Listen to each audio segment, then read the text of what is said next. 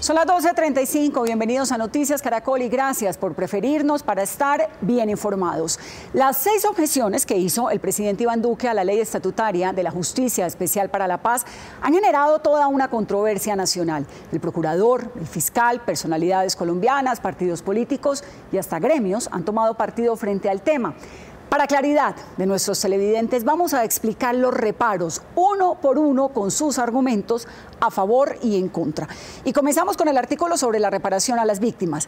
Para el gobierno no hay claridad sobre la llamada reparación integral.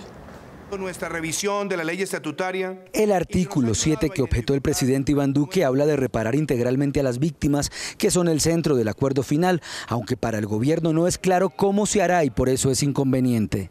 Los colombianos debemos tener claro la importancia de precisar que los victimarios deben adelantar una reparación material con sus bienes y activos que satisfaga a las víctimas. Para Mariana Casig Peña, experta en justicia transicional, la objeción a este artículo no procede porque el sistema de reparación integral ya existe. Nuestra Corte ya determinó la constitucionalidad de dicho artículo, aclarando que si bien estas personas no deben indemnizar, esto no significa que no deban reparar a las víctimas. Para el expresidente de la Corte Constitucional, Jaime Araujo, es claro que al hablar de reparación integral se incluye lo patrimonial y moral. Además, la reparación histórica y simbólica, pedir perdón, buscar a las víctimas, conocer y hacer actos para que no se repitan eso. Entonces, eso está definido con el concepto de reparación integral. Para este exmagistrado de la Corte, ya sentó jurisprudencia a través de Justicia y Paz y una decisión debe relacionarse con otra. Otro de los puntos objetados por el presidente Duque está relacionado con una función del Alto Comisionado de Paz que el gobierno considera fundamental, la de reconocer a las personas que las FARC incluyan en los listados de sus integrantes. La competencia del Comisionado de Paz para verificar los listados de quienes son reconocidos como miembros de esos grupos se estaría limitando a juicio del gobierno en el artículo 63 de la ley. La JEP tendrá competencia personal respecto de las personas incluidas en los listados elaborados por las FARC-EP, acreditadas como miembros de dicha organización por la Oficina del Alto Comisionado para la Paz. No es conveniente debilitar una atribución que por años ha tenido el Alto Comisionado para la Paz para evitar que delincuentes se oculten y ganen beneficios e impunidad, incorporándose a un proceso de paz por la puerta de atrás. La representante Juanita Gubertus tiene su lectura sobre el artículo. Habría sido deseable que la competencia siguiera solo en el Alto Comisionado para verificar los listados y no se le compartiera a la JEP. Pero estamos en un Estado de Derecho, Juan.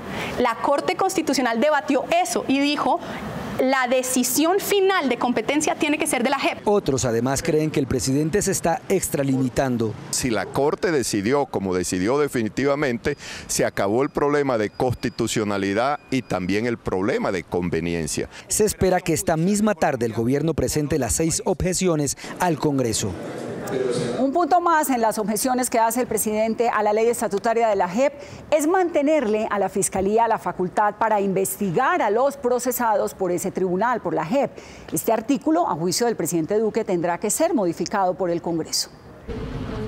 El artículo 79 de la ley estatutaria de la JEP hace referencia a la suspensión de la acción de la justicia ordinaria cuando la JEP tenga el caso. Este artículo fue objetado por el presidente. Lo consideramos inconveniente, ya que no precisa las diligencias judiciales que la Fiscalía debe de abstenerse de realizar.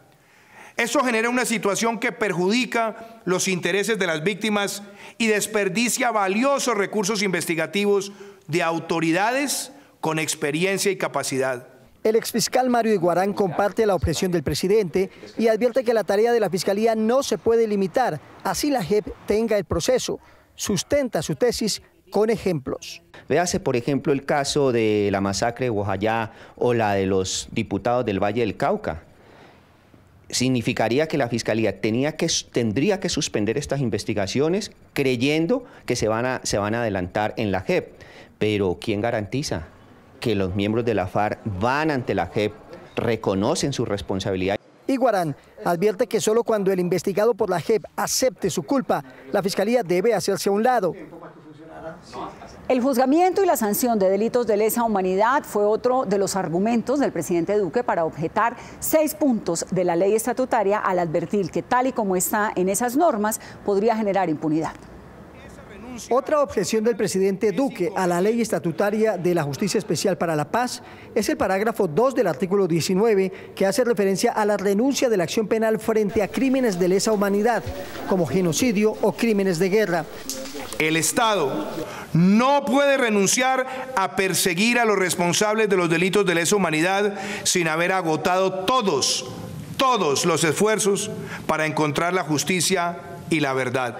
La representante a la Cámara, Juanita Goebertus, integrante de la Comisión de Paz, considera que la preocupación del presidente frente al juzgamiento de crímenes de lesa humanidad no tiene razón de ser, porque estos delitos sí serán investigados y sancionados por la JEP.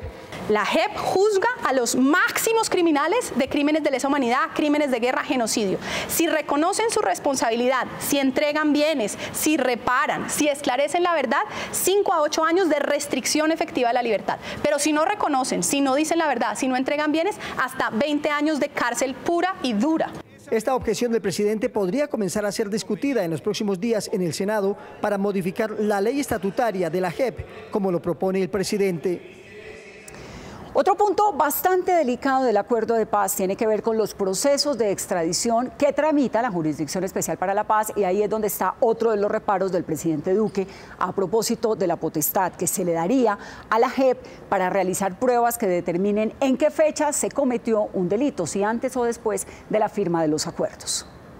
Se trata del artículo 150 de la ley estatutaria, el cual le permite a la JEP decretar pruebas para certificar si un delito se cometió antes o después de la firma del acuerdo de paz y si procede la extradición.